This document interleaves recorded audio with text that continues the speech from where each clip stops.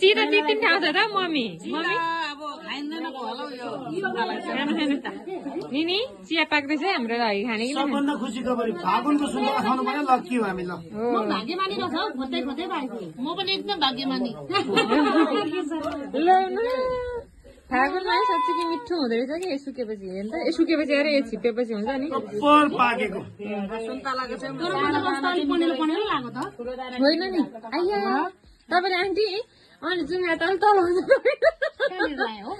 नाकको दुरैमा पलाएछ आन्टीको जुङ्गा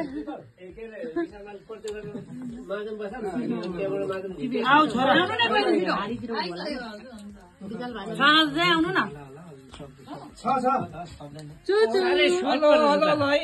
हामी चाहिँ सुन्तला नमन पराउने मान्छे माइला र म चाहिँ अलिकति यो सुन्तलाको